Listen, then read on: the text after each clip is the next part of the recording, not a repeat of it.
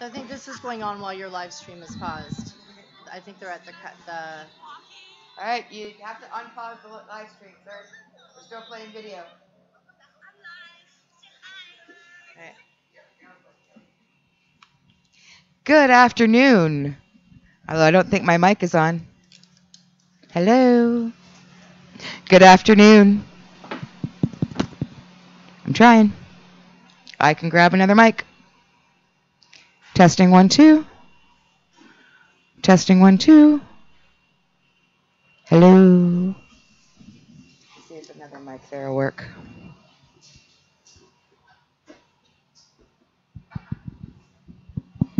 We got no house sound. Hello. This one. Whoa. I do believe house sound.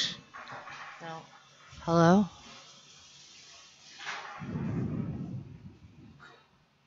Please excuse us while we have technical difficulties.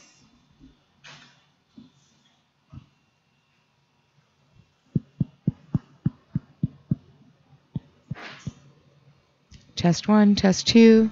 There we go. House sound. Sorry about the technical difficulties there, folks. If you're watching online, we are back. Welcome to the Karma Cup Speaker Series. And we are welcoming a first-time speaker to the Karma Cup stage. We'd like to welcome Amanda de Freitas, is a Toronto-based regulatory compliance executive and lobbyist. She is also a corporate and securities law clerk who specializes in the Canadian cannabis legislation, and she is the CEO of Cannaceutical Canada Limited, a management consulting firm that focuses on global medical cannabis supply transactions and deal development. She is also president and founder of Cannabis Solutions Company Management, a consulting firm that works with domestic medical adult use cannabis businesses on the regulatory compliance, licensing, corporate product development, and strategies. So Amanda is actually here to speak to us about how to transition your cannabis business into the illicit market, into the new emerging legal market. We touched a bit on that with our previous speaker, Allison Gordon, and Amanda's going to take us to the next steps. So give us a round warm of applause and welcome Karma Cup Speaker Series, Amanda de Freitas. Thank you very much. Is my work? Yeah, it's working. Thank you, Tracy, so much. So thanks for coming, and I'm looking forward to meeting up with everyone at the exhibit part of the conference soon. As Tracy mentioned, my name is Amanda de Freitas. I am a Toronto-based right here. Hello? There we go. Right there? All right. So as Tracy mentioned, I'm by trade a law clerk. I joke that I typically in my career chase corporate and securities lawyers. Typically the work that they're doing in the capital markets is typically the work that I'm working on in the capital markets. And so the capital markets involve a number of different industries as cannabis has come to the public markets with different IPOs, and we just heard Allison Gordon speak from 48 North, and she's a publicly listed licensed producer as well. So as I got into the business from that perspective, doing simple corporate secretarial work for business upstarts, not necessarily cannabis. Eventually, all of my client base became cannabis businesses. So we started the firm Cannabis Solutions. So the first firm is Toronto-based management consulting, and we work with a lot of upstarts and deal teams. Our first clients were, and most of our clients are gray market market participants.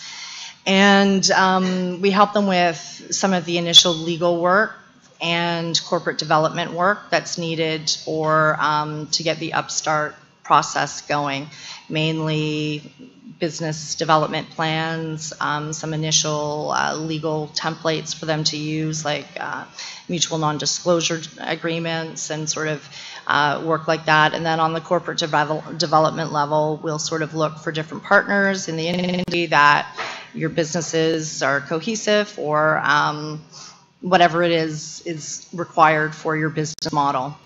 It turned out to be, I learned very early in working with gray market guys that this business model was a difficult one to make any money at. I was collecting a lot of equity in future grow farms, and that's wonderful. I owe almost everything that I've learned in cannabis to the gray market clients, and particularly the medical growers, whom have not only taught me a lot about the regulation.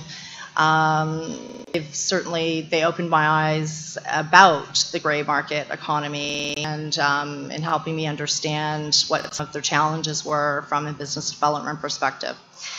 As I began to get a growing base of clients, about a year ago, I probably started out going into the law firms, and I would have to whisper, "I'm in the gray markets." And now in the evolution of the years, we've seen the law firms now start to certainly be ready to work with gray market entrants, and we certainly see interest from the publicly listed companies in the space. With certainly Canada Royalty launched its Trichome business, and that focuses on, again, some of the new entry market folks. As we develop corporate clients, we ended up, ironically, for our LP clients, our global LP clients, who've come basically to Toronto looking for partnerships with Canadian LPs for supply agreements for whatever region, prominently going into the German market. So we needed, essentially the difference between the two companies, they coincide with one another as far as deals that we develop at Canada's, and what we end up doing with them at Cannaceutical usually is the extension of the global product development, either into the US or in readiness for the European medical markets. So between the two companies, I sort of go back and forth. One of the exciting things about being a woman in this industry is that it's wonderful. I was very fortunate this week to be offered a board seat for a publicly listed company called Red Fund Capital. And, it was an honor, and I'm looking forward to working with them.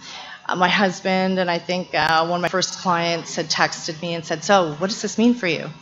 I said, well, there's only, we've got a growing book of listed companies on the stock market in the cannabis sector, and, there's, I think, about 6. I think I'm only the 6th female board member to sit on board of directors for a publicly listed trade company. So as a female, it's relevant and important and exciting from that perspective, and certainly as sort of bridging the past work that I've transitioned into the cannabis world with, it's a nice fit for validating and building on that experience, but then certainly going in as the board member that is, from the cannabis sector at this point.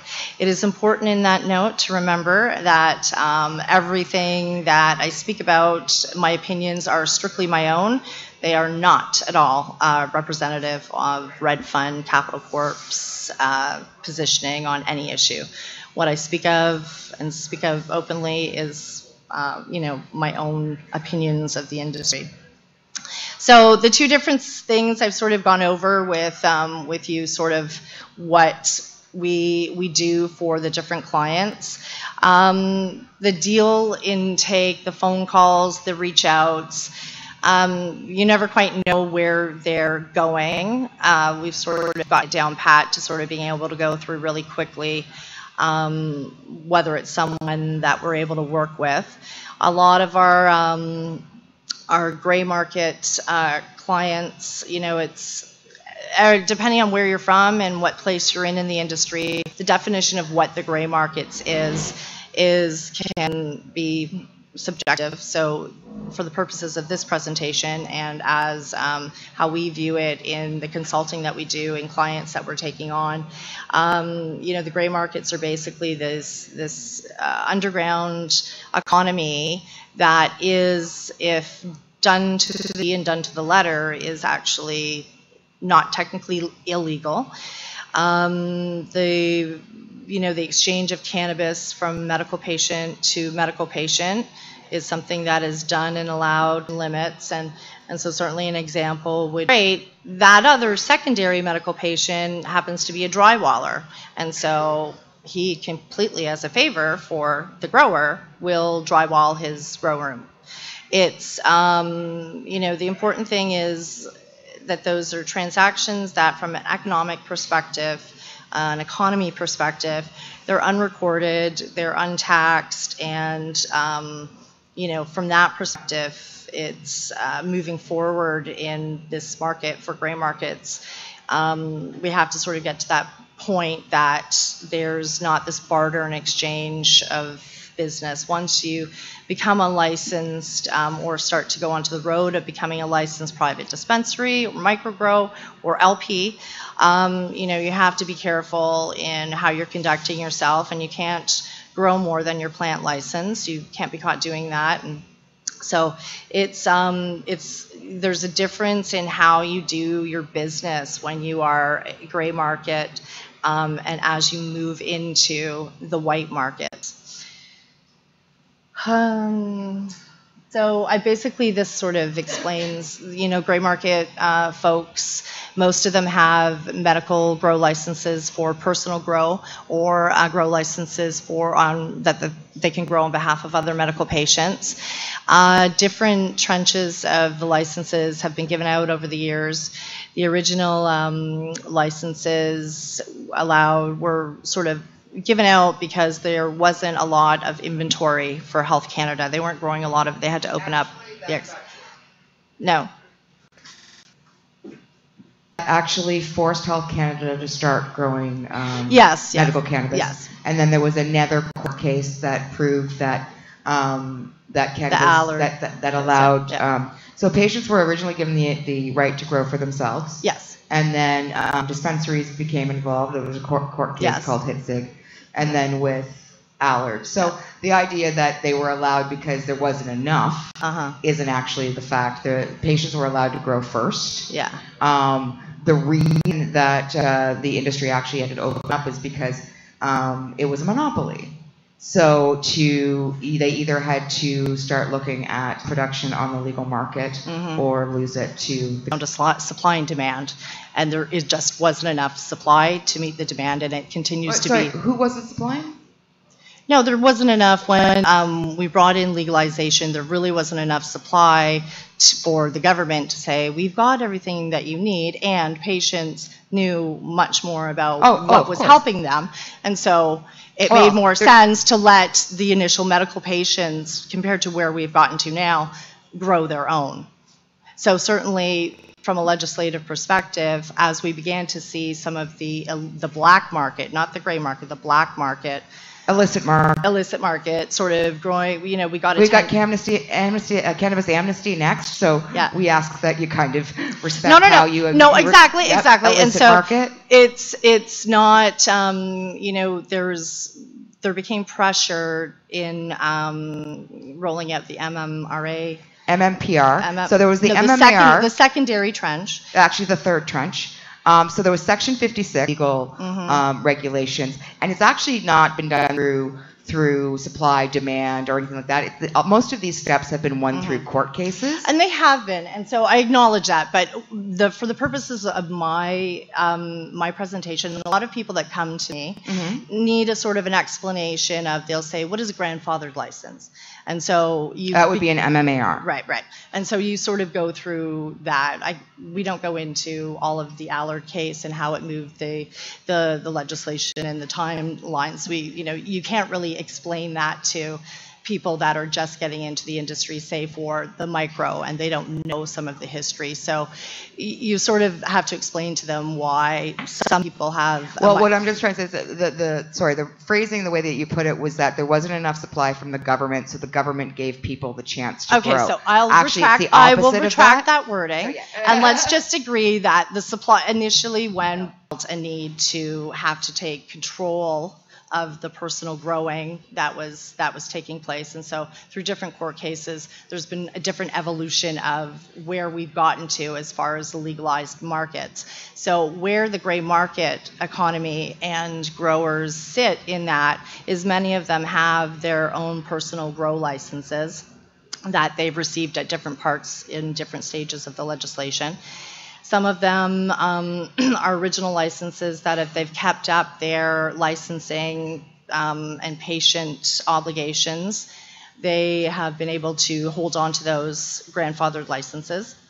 Some of our clients have grow licenses that range from 10 grams a day up into 88 grams a day. Certainly explaining to someone why you need 88 grams a day is not that person is making products with that 88 grams a day.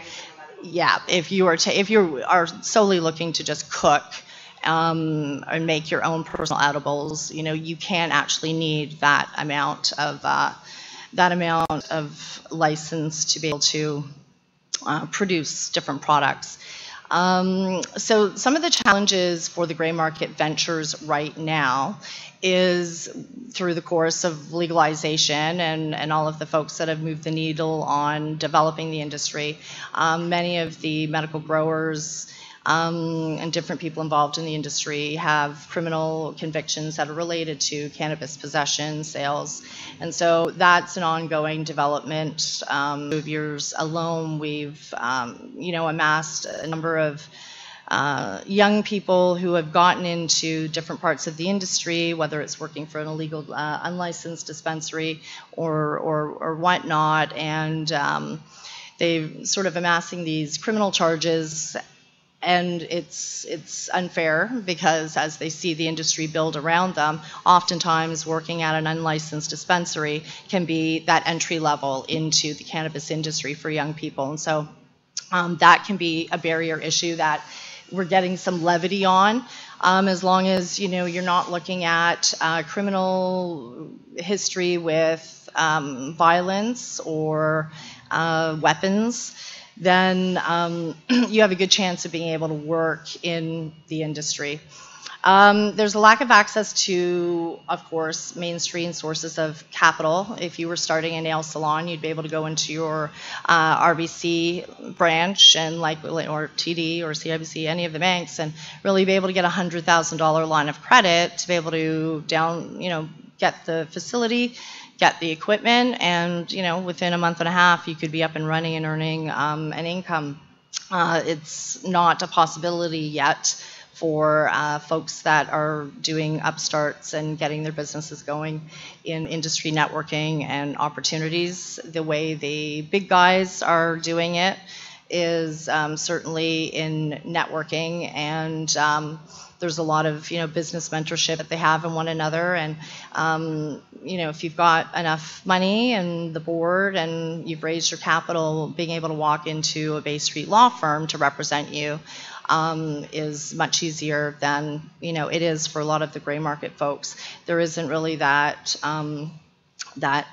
space for folks to learn easy answers to questions that just will sort of put them in the right direction. 3 months. They just have to kind of, there's not a grower, but you are working on any kind of product, you need to be able to access cannabis. And so accessing it technically, if you're doing it well, it can be legal if it's from patient to patient, but if you're not, that can be an issue.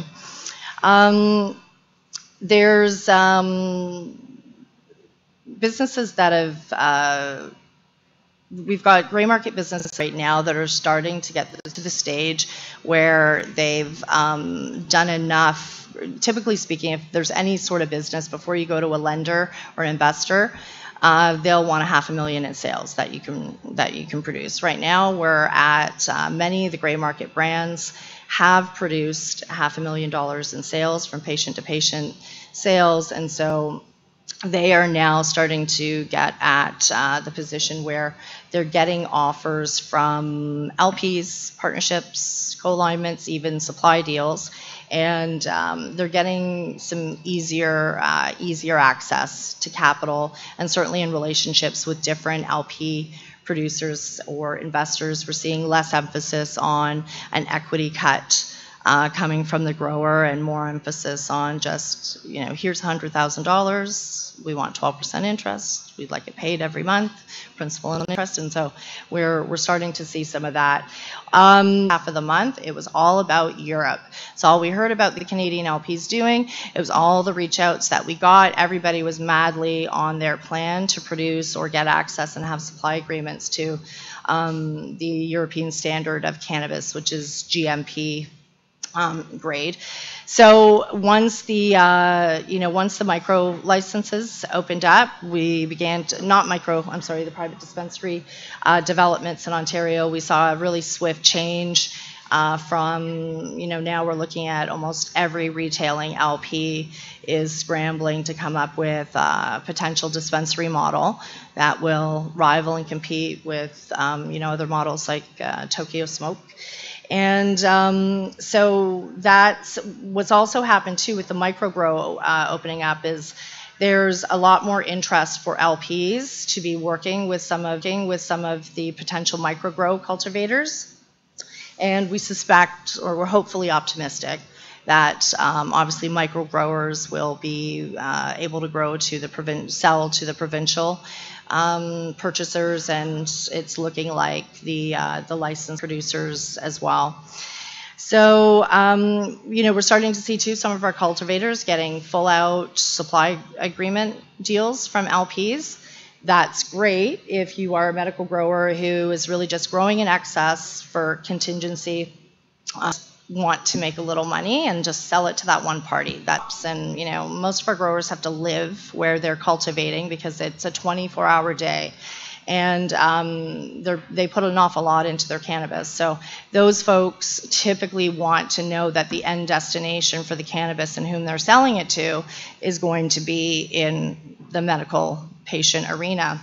Some of the licensed producers now at a corporate level, they have a number of reasons that they can be buying all of your supply, and so our suggestion is that you just have to sort of really pick their minds and get clarity on what it is. Are they using it for research and development? Are they scanning it for genes, genetic new information in the strains? Are they using it for research and development? There's a number of things that a licensed producer could be using it for. So if that part is important to you, then you need to be asking those questions with those offers. Huge trend is lab builds. Everybody's in the mad race to build labs. There's not enough of them. The ones that we have, they're a licensed producer. We have only one, although there's many ready to sort of be completed, one GMP lab. I'll explain a bit on the relevance of GMP, but that's the big trend. And so even with our microgrow clients, we're seeing secondary, there's a lot of executives who are in their second trench of the cannabis business, and once they become publicly listed companies, they're not always able to sort of follow their passions, and so we're seeing a lot of secondary businesses start up from people in the industry and people emerging into the industry, and it's about labs. If we've got a microgrow client who the best fit for them is a lab, and they're starting from the ground up, we'll usually speak to them about building a GMP lab. And I'll explain a little bit about that later. Products, brands, forms, all forms, everything. We're seeing everything that you can put on your body, put in your body, breathe into your body, be around your body, everything. And so it's wide open market for that stuff. Pet care products, we're seeing a lot of that stuff.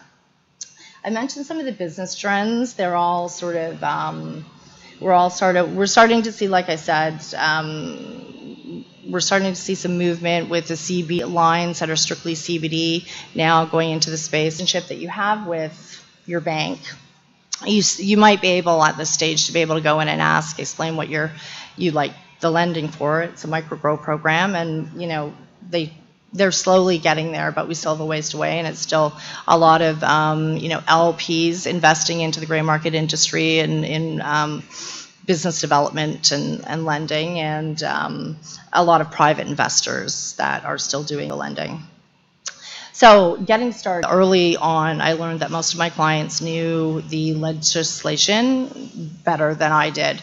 And so, you know, you have to at least be familiar of the parts of the legislation that are relevant to your business. A business plan.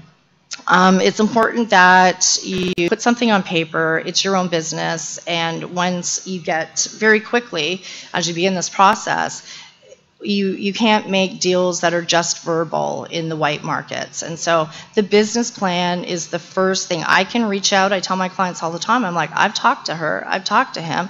They want something from me, to a person or a company. So you have to get on side with that.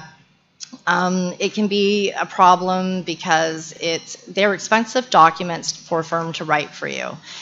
And, you know, they can range from $3,500 for the cheapest ones to $10,000.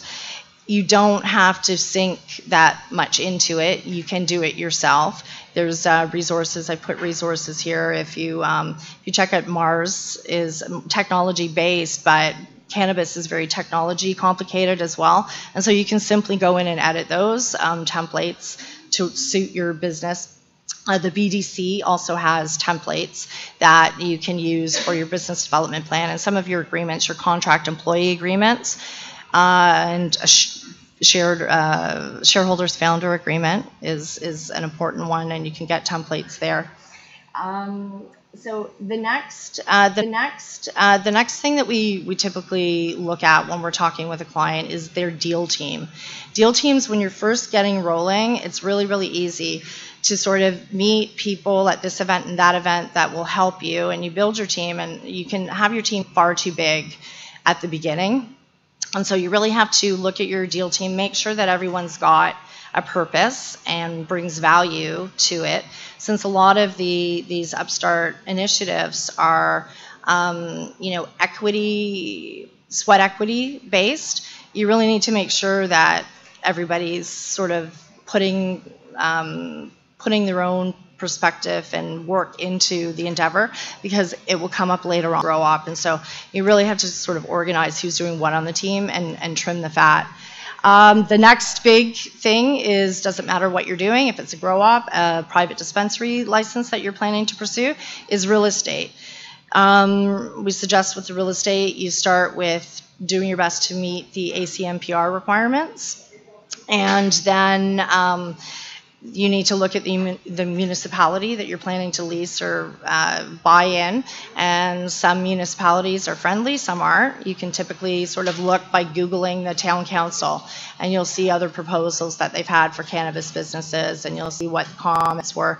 And so we start with looking there, and if you've hit those two boxes, then it's still not a guarantee. You know, you can have a municipal reference that you really have to have first. You can't have an application sent into Health Canada and not, you know, have that locked down. You can't change the location. You'll get your application rejected. Financials, you know, really tricky. The question is, you know, if starting upstart, for me, I have my own problem, and it's a female business entrepreneur problem. We spoke a little bit about this. I'm reluctant to borrow any money for my business that requires me to put up an equity stake for one steady income coming in with my husband. Figuring out the finances is something that you have to do really early on. Are you willing to borrow against your own equity? Are you willing to do the work and just have an investor come in as an owner and help fund it? And so figuring out, then producing the financials is an issue altogether. You can do them yourself based on simple guides and templates.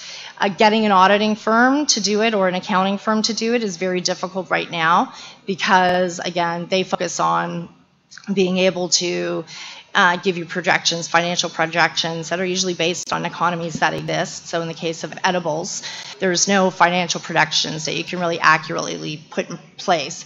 And so also, if your income and your past sales have been $500,000 in gray market patient sales, those are different. Those are difficult financial numbers for a law for an accounting firm to produce an audited financial statement for you. And so you don't really need an audited financial statement at this stage of the game. You don't need them to apply for licensing. You need them at the stage where you are looking to reach out to other LP producers for joint partnerships or, complicated processing or supply deals. Subject matter expertise, money. And so you develop them to that point, and that's how I actually ended up finding Red Fund Capital, is because I needed to find money. And you have to remember that if now what's happened with deals is I'll get a great deal, there will be a lawyer on team, they've got all the money in the bank ready to go, they've got the land, but there's no one that knows a thing about cannabis. And so, when I tell people, they're like, well, can't you just hire someone? The IP drain in the Canadian economy right now for experts that can grow excellent cannabis is a big problem. It's a difficult problem for all of the LPs. Some of the barriers that we've got with past criminal records, totally suffocating the number of amazing master growers that we could be bringing to the table. And so, I explained to those folks, it's great money, we can do it really fast. You're looking at least $150,000 for me to bring a grow team in and help you get that's cheap. Get your setup done, show you the plans. They'll work with you for 3 months until you've got that great crop, but you better have figured that out, because even just hiring expertise to build on that. And so that's a key component. You need to have someone that's got some kind of cannabis expertise on your deal team. Obviously there's the application guide. Revenue Health Canada here with looking at the ACMPR LP licensing process. It's very, very similar. It almost looks identical criteria at this point. And so that's one of the first things we give to our clients. I send all the acts off to them, all the regulations, and it's at least they have it as a resource to kind of weed through. Literally, legislation. And so lawyers, this was my very first conversation with a grower in the gray markets, was I could tell he wanted a lawyer, I just couldn't tell what type of lawyer it was. And so, there's the criminal lawyers. The city's full of them. In our space, we've got criminal lawyers. They're actually statutory change lawyers. They are lawyers, Jack Lloyd, Paul Lewin, Kurt Tuso. They take on criminal cases that, if they win, are precedent setting. And that is how essentially all of the cannabis legislation has begat and evolved up until then. So those folks, don't go in when you've gone to see them and tell them about your business plan and can they help you. They will say no. And there's a bunch of things you have to do as a company to stay compliant in your regulatory disclosures and filings. A securities lawyer will work alongside a corporate lawyer, and they basically are the lawyers that turn your company into shares. And they become important because if you've got deal teams or family owners on that make up your company, at some point there needs to be a value to the ownership, and so a securities lawyer does that part of it, and they are the ones that are really running. They're the main clients for the big LPs right now. So corporate is secondary at this point. Now it's a securities lawyer that's bringing you to market and dealing with you in different business once you're a publicly listed company. A lobbyist. The Lobbyist Act, I'm speaking basically in reference to Ontario Lobbyist Act. A lobby it doesn't have. And so if you're reaching out to a government official as a taxpayer to your MPP and saying, listen, we don't want vape lounges in our municipality because we don't think it's great, we don't think it's, we don't want it, you're reaching out to that, that official as a taxpayer. Unless, of course, you've got some covert business objective that is counterintuitive to dispensaries. But generally speaking, you can reach out to a government official as a taxpayer. If you're reaching out to a government official, at any level to talk to them and convince them that your business plan in cannabis is going to be great for the economy, it's going to bring value, and you're basically a pitch for getting a license approval or getting the laws changed or getting the markets opened up. As a business, you can't be taught, you can't reach out to a government official and speak to them about your own business interests. You need to be on the Ontario Lobby Registry, or you need to have a lobbyist. Sorry? I know, and so I'm explaining it to you. If you don't, I could talk for an hour on the lobbyist thing. I'm on the lobby registry for our own clients. If I've got the Amnesty Fund right now, say the Amnesty Fund, there is Cannaceutical Canada for the Amnesty lobby. There's grassroots lobbying that happens in the business that is not an official lobby because we're in the gray markets, but oftentimes, it was an early question that one of my clients asked me, and why can't my criminal lawyer do this? She's saying you need a lobbyist because you need her to change the law, and it's a corporate law, or it's different. So, what makes the difference between a cannabis regulatory lawyer? So people like DPAC, Harrison Jordan, they are in the business of sort of not as much the criminal component of it, but they tie in the corporate, the securities, the lobbying part, and everything that goes into, including the next point, which is real estate, everything that's going into you get your LP license. It's important to have a cannabis regulatory person on your team. We are that person initially in your deal team. Later on, you'll have the right lawyer who will be that person, or once your business is at the right stage, you'll hire someone in-house that will do that role for you. Real estate, it's always part of your plan. It's always an issue. And so if you're thinking that the one lawyer that you got that's going to sit on your board can help you with all of these things, you will need a separate real estate lawyer to deal with that you're doing in that perspective. I'm not going to go through all. We all know it. It's all right there. The point of putting it there is to give you an idea. Act, the Food and Drug Act, several schedules that are embedded, and so you can be reading a clause and go referring to section blah blah blah.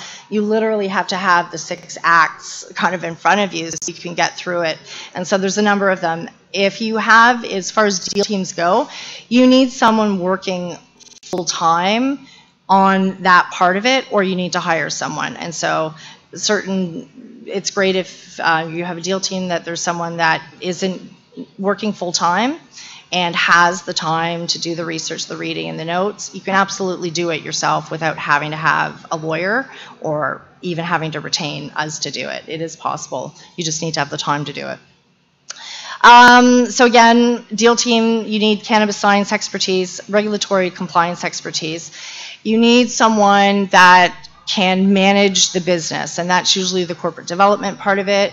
And in this space, it would be, finding supply deals, making sure the banking is set up properly, making sure the taxes are paid, that bank deposits are made. And so you need someone that's running the business of the management of the business. And then you need finance management. You need someone that is either an external accountant. You should have someone on your team that can speak to finance, has a background in finance, has a CA. But those are the key components just to apply for an LP. And the designated individuals, if you've got a small team, you're basically breaking them up this way. Someone who's got the cannabis science, regulatory oversight, the business management, and the finances. Deal team dynamics are very, very important. You need to cut the fat out early. If they're, partners that you've been rolling with since you're a teenager, once you get to the point where you have to ask for investor fund, you need to be, everyone that's being paid out of the deal needs to be people that are not going, that maybe helped you in the past, but if they're not helping you going forward, then you have to have that make those early decisions. Again, you have to decide what every partner's doing, because you will have fights, it will bust apart, the deal won't happen unless everyone's roles are defined. Evaluate Sweat equity, the hardest part of it. Sweat equity can be different forms in a deal team, and so you have to really put your own price on sweat equity, and their investors will decide, or other partners will decide, if that's valuable or not as part of the deal team.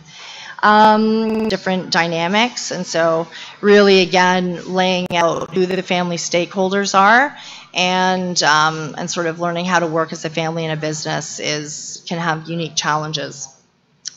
I've mentioned founder shareholders agreements. There are several other documents that in the course of working with our clients that we getting signed. Mutual non-disclosure agreement is the retail cannabis sales based on that person's 20%.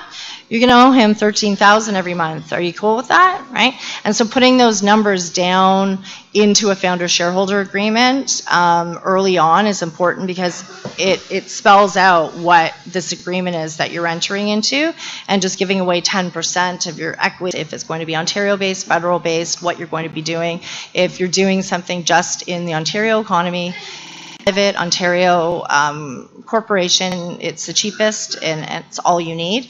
If you plan to do business from province to province or outside of Canada, you're better going with a federally incorporated company that's private. In the process, you can certainly change if you set it up as a sole proprietorship in the beginning, which, funny enough, one of our first company, Cannabis, is set up, that you can change it later on at minimal cost, but it helps to sort of have your corporation set up early on. So I've mentioned the business plans. They're essential, and if you reach out, the price target is $3,500 to $10,000, and those are not unknown to them. So get someone party it is that we're presenting it to. But you have to provide us for you. We can't just plug in your details and present it.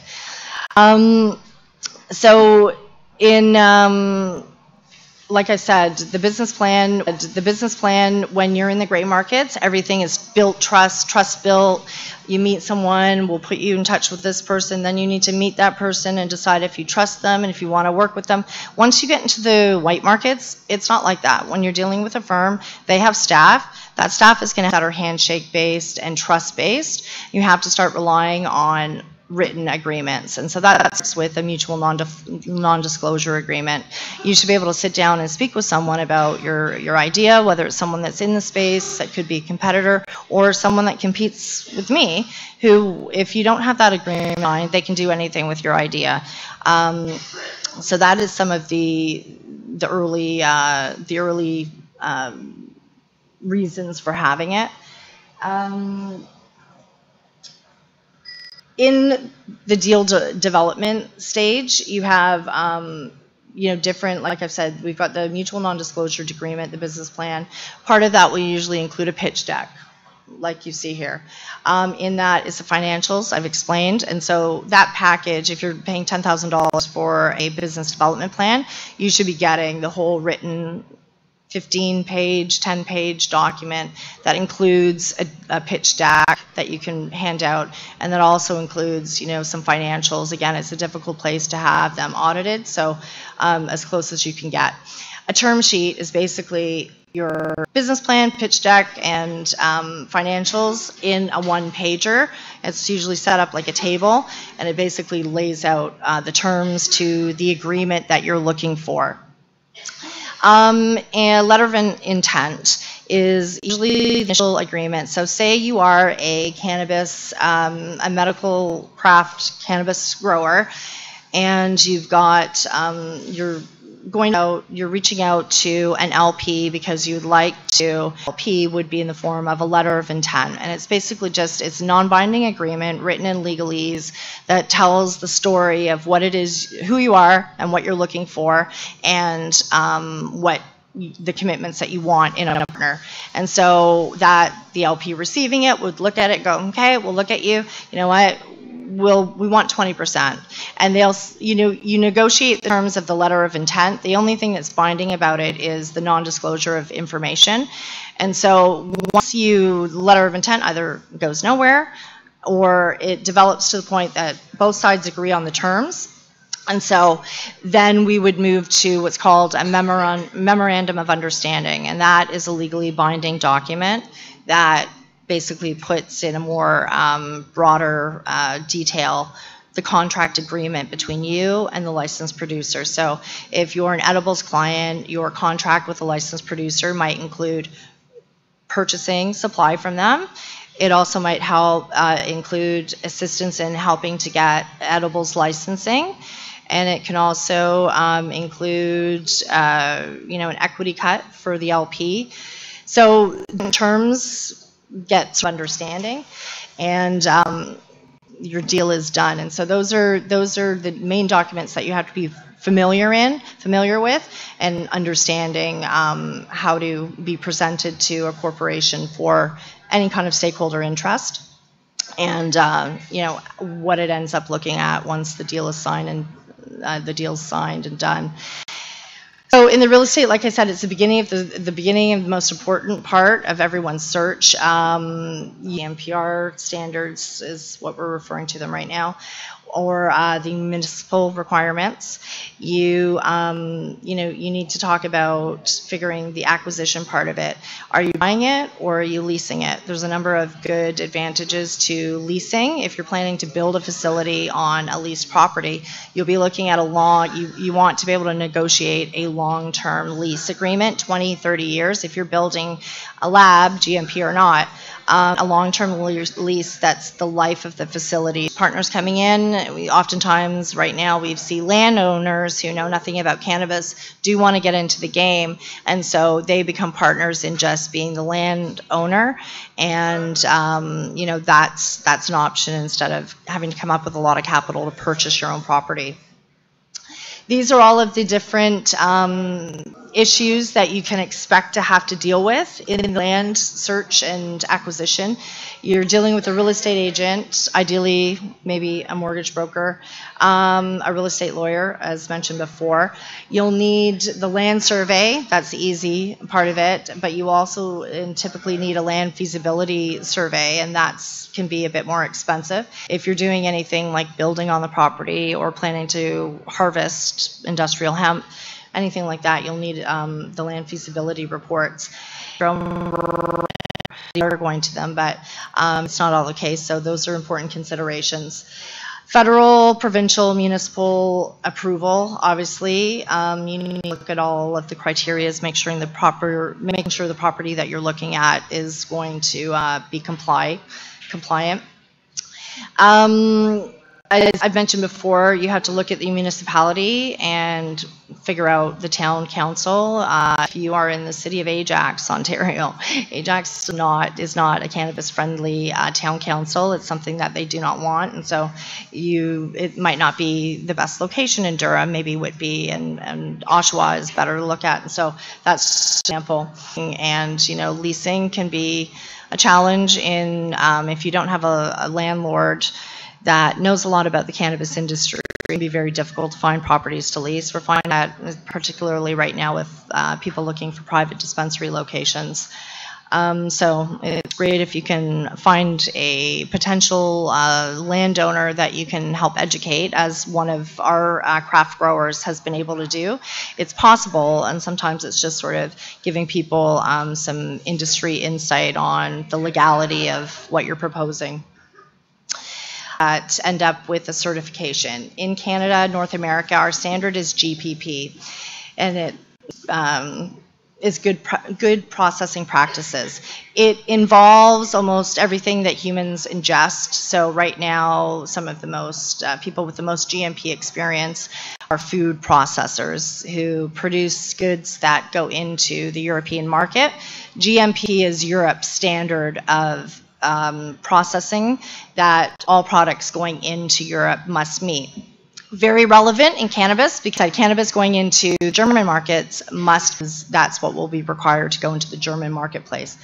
German marketplace is, huge, based on the fact that they consider themselves, they've got the highest standards of pharmaceutical processing standards and research development standards. They're also a nation that's very top of the game with naturopathic medicine. Their culture, they easily adapt and try new and different things. It's a very large population, and and the government will be supporting that. And so it's a big industry, it's a big market, and that's why you're seeing a lot of Canadian LPs going into that space. If you're an upstart or thinking of just building a small 5,000 square foot facility, do it GMP, because that will make your product, after it's certified, globally exportable. Everything else you produce will have to stay in Canada, or maybe you'll be able to send GPP product to Jamaica eventually. But right now, doing a GMP product or build gives you global access. It's still possible to do that, is that they produce and sell it to the provincial outlets for adult use. So keep that in mind. LP applications are not something of the past. They're still to be worked towards. You don't need to build a 1 million square foot facility, but you can still get into the race really early with only 200 in Ontario.